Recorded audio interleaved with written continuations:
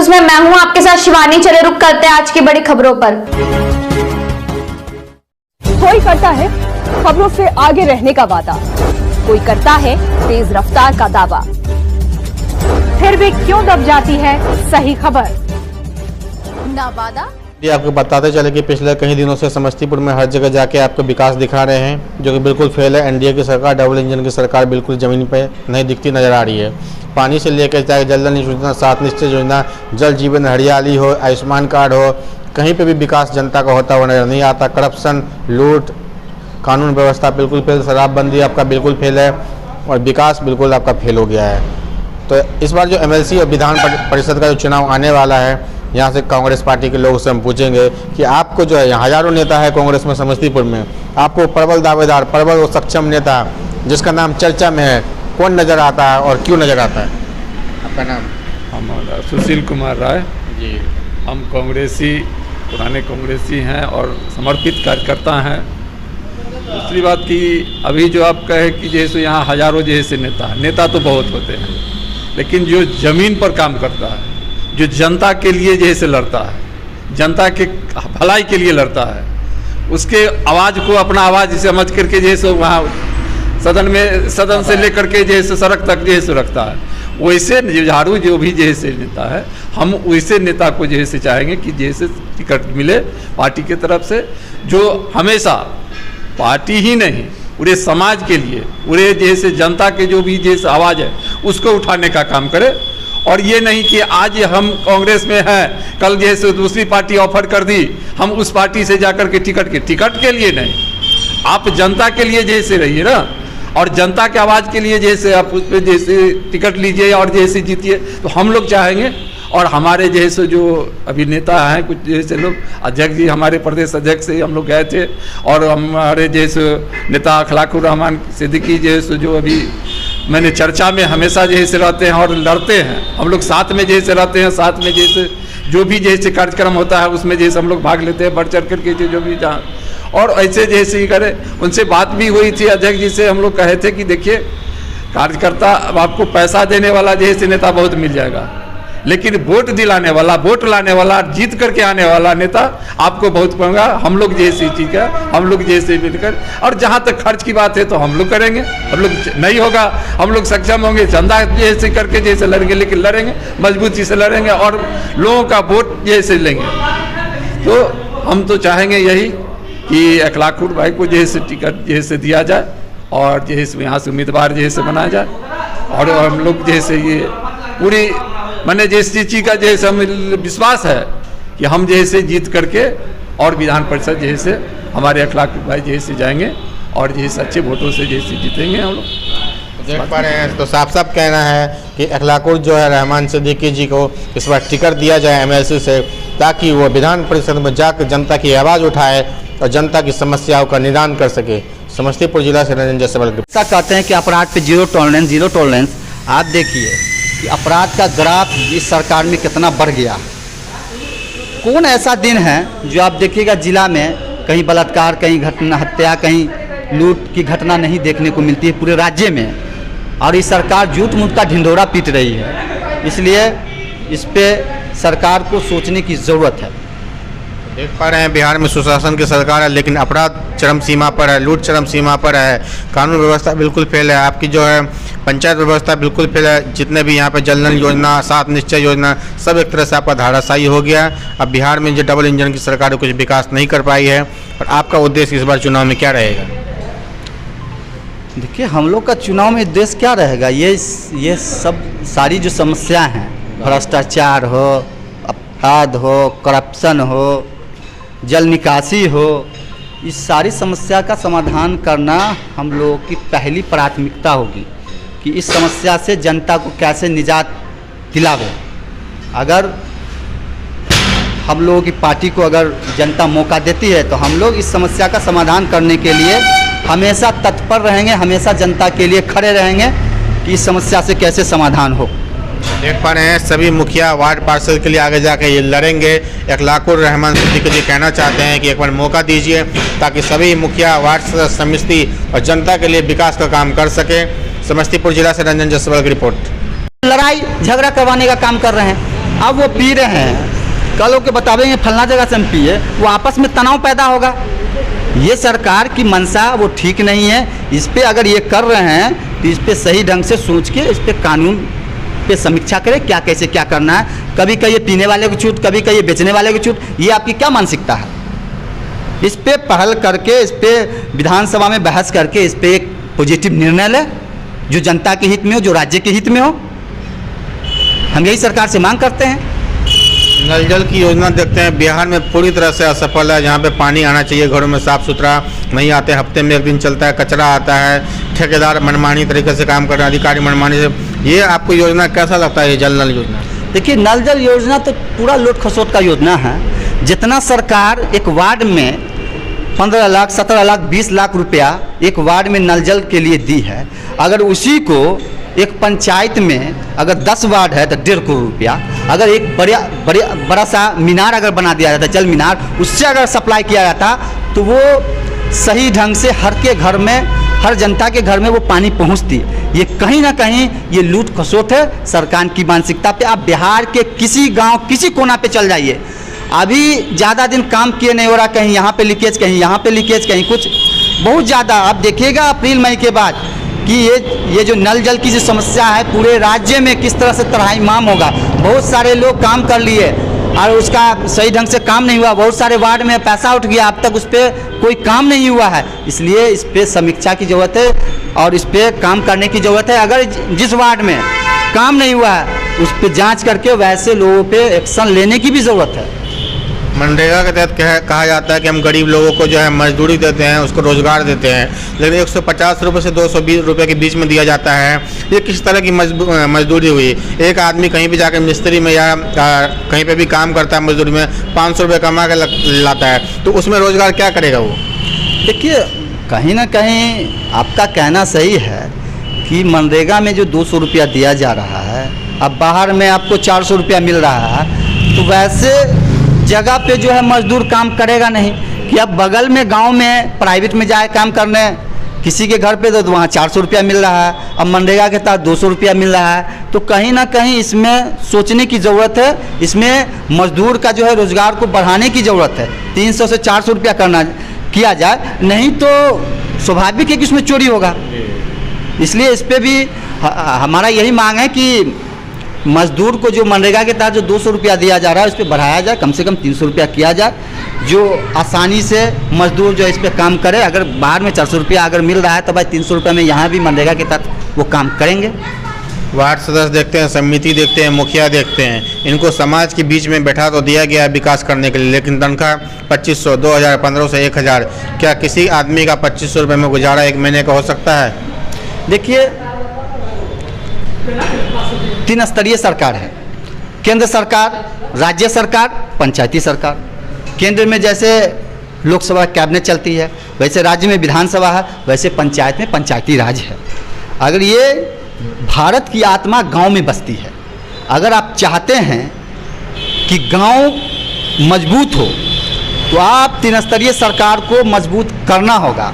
गांव में भी कैबिनेट का गठन, सरकार, पंचायती सरकार बनाना होगा। अगर जहां बना है सरकार वहां सुचारू ढंग से काम नहीं हो पा रहा है। अब बताइए, एक सांसद का तनख्वाह कितना है, एक विधायक का तनख्वाह कितना है, तो एक मुखिया का, सरपंच का, पंचायत समिति का भी तनख्वाह उसी स्तर पर होना चाहिए। आज बताइए कि 2500 रुपये एक मुखिया का तनख्वाह है, कम से कम 25,000 होना चाहिए। उप मुखिया का 1250 रुपया है, 12,500 होना चाहिए। और वार्ड मेंबर का 500 है, कम से कम 5,000 रुपया होना चाहिए। इतना तनख्वाह में कोई भी आदमी, कोई भी जनप्रतिनिधि कैसे काम करेगा? तो कहीं ना कहीं आप ही गलत करने के लिए, करप्शन करने के लिए, भ्रष्टाचार करने के लिए आप जनप्रतिनिधि को मजबूर करते हैं। अगर आप चाहते हैं कि नहीं 3 स्तरीय सरकार, जो पंचायती सरकार जो मजबूत हो, तो इसके तनख्वाह में बढ़ोतरी होनी ही चाहिए। 25,000 मुखिया का कर दे, इसका कर दे, उप मुखिया का 12,500 कर दे, वार्ड मेंबर का 5,000 रुपया कर दे। तो उसके बाद देखिए कि करप्शन कहाँ जाता है। कानून व्यवस्था बिहार में जो है बिल्कुल फेल है, प्रशासन बिल्कुल फेल है। अपराध रोकने के लिए मर्डर, रेप, दिन दहाड़े चोरी बढ़ते जा रहा है। कानून पे जो है कोई लगाम नहीं है सरकार का। देखिए, कानून व्यवस्था। विधायक की बात नहीं सुनते तो हमको सस्पेंड होने का डर रहता है, शराब नहीं ढूंढते तो भी सस्पेंड होने का डर रहता है। दोनों तरफ से हम घिरे हुए रहते हैं, तो हम किसकी बात माने। और ये नए कानून पे क्या कहना है, जिसमें शराब पीजिए, बस नाम बताइए। भाई ये जनता में जिस तरह का प्रेशर हुआ है, आज जाके देखिए एक आम इंसान जो है एक बोतल शराब के चक्कर में जो कभी भविष्य में नहीं सोचा था जेल देखने का, वो जाके जेल देख रहे हैं। अब बताइए कि आप कह रहे हैं लगातार हम समस्तीपुर में हर वार्ड में, हर ब्लॉक में जा दिखा रहे हैं लगातार कि कितना विकास हुआ है। आपको बताते चलिए कि पिछले दिन एनडीओ की सरकार ने लगातार कई अहम फैसले दिए, जिसमें समस्तीपुर को नगर निगम बना तो दिया गया, लेकिन कचरा वहीं है, बारिश वहीं है, रोड में जो है कचरा भरा रहता है, नाली में बारिश के पानी से जल जमाव की स्थिति है, भ्रष्टाचार चरम सीमा पर है।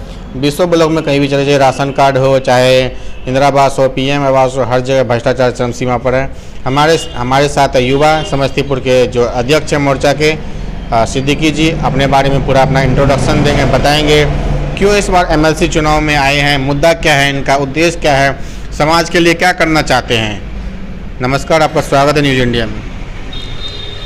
देखिए, आपने बहुत अच्छा मुद्दा उठाए हैं। जिस तरह से आप देख रहे हैं, अभी भी हमारे जो स्थानीय जनप्रतिनिधि जो उनको रहते हुए भी किस तरह से शहर की जाम की समस्या हो, जल निकासी की समस्या हो, इससे लोगों को निजात नहीं मिल पा रहा है। और आप किसी भी जिला के किसी भी ब्लॉक में चले जाएं, इंदिरा आवास योजना में आप जाएं तो 20,000 रुपया चल रहा है। 20,000 रुपया आप देंगे तभी आपको इंदिरा आवास मिलेगा। आप स्वच्छता शौचालय योजना में जाएं, 2 से 3,000 रुपया वहाँ फिक्स है, तभी आपको उसका लाभ मिलेगा।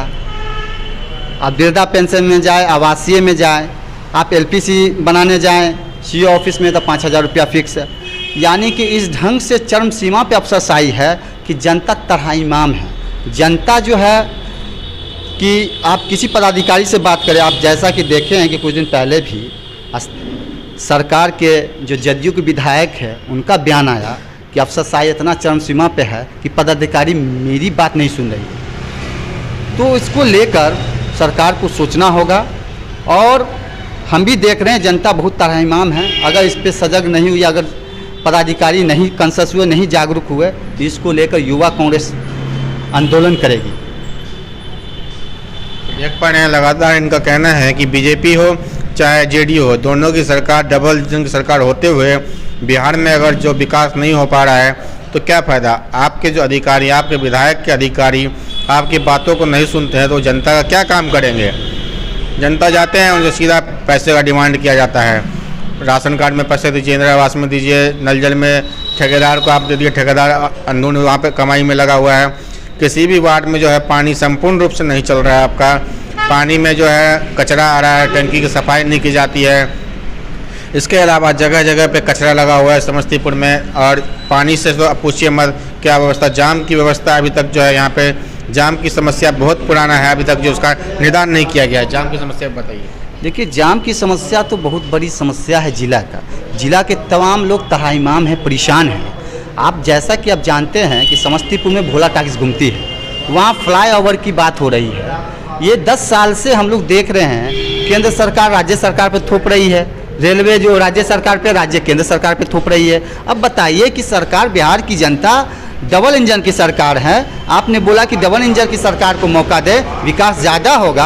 अब डबल इंजन की सरकार रहते हुए भी आप फ्लाईओवर नहीं बना पा रहे हैं। मुक्तापुर में वही हाल है। आप दरभंगा समस्तीपुर का जो मुख्य सड़क है, जिसमें आप दरभंगा की ओर आप कभी जाएंगे तो Muktapur over bridge, flyover bridge, वहाँ पे जिस समय आप जाएंगे तो वहाँ पे गुमती गिरा हुआ है। इस समस्या को लेकर सरकार नहीं जाग रही है। अब बारिश से लगातार देखते हैं समस्या अभी तक हल नहीं हुआ। बारिश में क्या हाल होता है समस्तीपुर में? बारिश में क्या हाल होता है, आप पिछले ही साल देखें ये क्या हाल हुआ है। पूरे शहर में ऐसा बदतर हालत था कि लोगों को नाव पे चलने की स्थिति आ गई थी।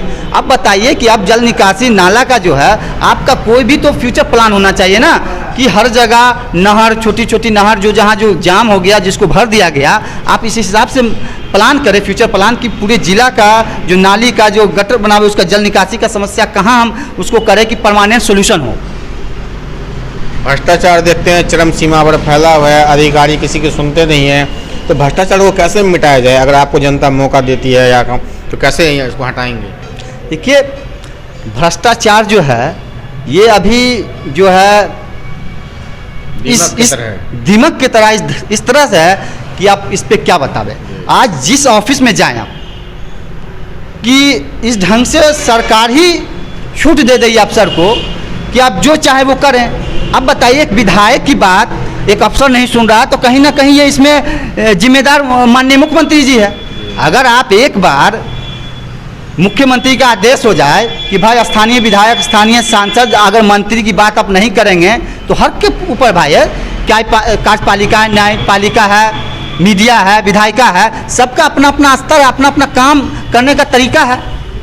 अगर उस पर अगर किसी पदाधिकारी या उस ढंग का अगर किसी स्थानीय विधायक या माननीय विधायक की बात अगर नहीं सुनता है तो उस पर आप एक्शन ले, उस पर कार्रवाई करें। इसके अलावा बिहार में स्वास्थ्य और शिक्षा व्यवस्था की तो बात ही मत करिए, जर्जर हालत में है। किसी भी स्कूल में शिक्षा की व्यवस्था संपूर्ण रूप से नहीं दी जाती है। सिर्फ बच्चे खिचड़ी खाने के लिए आते हैं और चले जाते हैं, जो कि खिचड़ी भी बहुत दिनों से बंद था, कुछ दिनों से चालू हुआ है। अब बोल रहे हैं NGO को देंगे। मास्टरों को वहाँ का DM का नाम नहीं पता, मुख्यमंत्री का नाम नहीं पता, तो बच्चों को क्या बढ़ाएंगे? शिक्षा लेवल बिहार में कैसा है? शिक्षा का लेवल तो भाई मत पूछिए। शिक्षा तो जब से ये शिक्षा मित्र जब से ये जो बहाली हुई है, जिसको कंपटीशन बेस पे बहाली होना चाहिए, वहाँ सर्टिफिकेट लाओ नौकरी पाओ।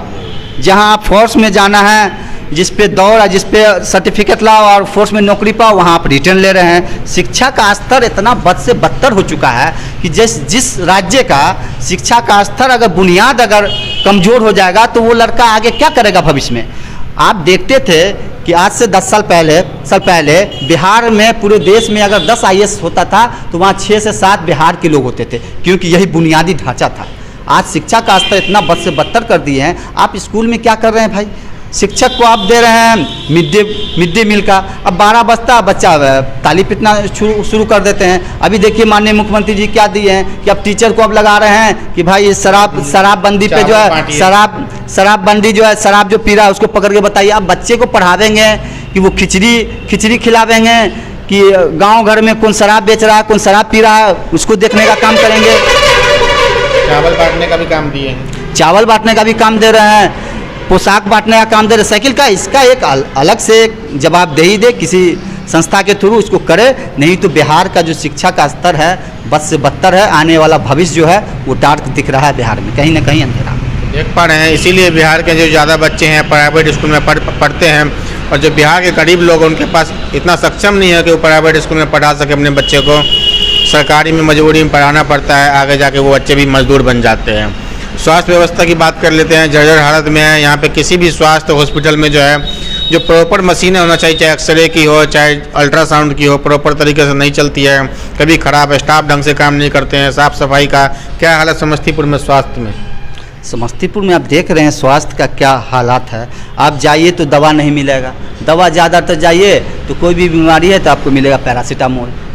स्वास्थ्य का तो और एक्सरे है, जांच वगैरह है, पहले जांच वगैरह में कुछ सब्सिडी वगैरह जो जहाँ था वो सब चीज़ जो है बद से बदतर हालात में है। इसलिए स्वास्थ्य और शिक्षा इस पर तो खास के ध्यान देने की ज़रूरत है, और इस पर अगर नहीं ध्यान दिया गया तो आप देखिए कि दो चीज़ जो है, जो हालात अगर हॉस्पिटल का है, गरीब गुरबा के लिए अगर कहीं कोई जगह है तो वो अस्पताल ही है। अस्पताल में हम यही चाहते हैं कि उसकी जो व्यवस्था है उसको सुधारी जाए, दवा जो है समय पर उपलब्ध हो। कितने दिन से कह रहे हैं कि भाई अभी टेंडर नहीं हुआ, ये नहीं हुआ, वो नहीं, ये सरकार का जवाबदेही है। सरकार और ये स्वास्थ्य पदाधिकारी का, ये स्वास्थ्य पदाधिकारी या सरकार के चक्कर में ये जनता क्यों पीसेगी? वैसे लापरवाह अधिकारी पे एक्शन होना चाहिए। आखिर आप क्यों नहीं टेंडर करके आप सामान को मुहैया करा रहे हैं, दवा को, मेडिसिन को उपलब्ध करवा रहे हैं? शराबबंदी बिहार में जोरों शोरों पर है, और फिर सब लोग कहते हैं कि शराबबंदी है, लेकिन यूपी से, झारखंड से, बंगाल से चारों तरफ के बॉर्डर हैं जहाँ पे शराब जोर शोरों पे चल रहा है। चाहे यूपी हो, बीजेपी की सरकार है, बंगाल में ममता जी की सरकार है, झारखंड में हेमंत जी की सरकार है। वहाँ पे दारू खुलेआम कोई भी पी सकता है, नेपाल में खुलेआम पी सकता है। चारों तरफ से दारू के बीच में बिहार को ड्राई स्टेट बना दिया गया है, लेकिन हर गली में फ़ोन पे करिए और आपके जो है शराब उपलब्ध हो जाएगा। तो ये कैसा ड्राई स्टेट है। और सरकार बोलती है कि हम ड्रोन कैमरा लगा रहे हैं, इसके अलावा जो है CCTV लगा रहे हैं, इसके अलावा हेलीकॉप्टर चलाएंगे और शिक्षक को भी इसी में डाल दिए हैं, कानून को भी इसी में डाल दिए हैं। तो शराबबंदी कहाँ तक यहाँ पे बंद है बताइए। देखिए, शराबबंदी तो एकदम पूरा फर्जी बंदी है। आप जिस तरह से शराबबंदी करके सरकार ने राज्य के युवाओं को का भविष्य डार्क में डाल दिया है। आज बताइए कि शराबबंदी कहाँ है? अब तो होम डिलीवरी हो रहा है। जो लड़का पढ़ने वाला है वो अब होम डिलीवरी कर रहा है। एक शराब पे 500 रुपया उसको मिलता है, होम डिलीवरी जाके कर रहा है।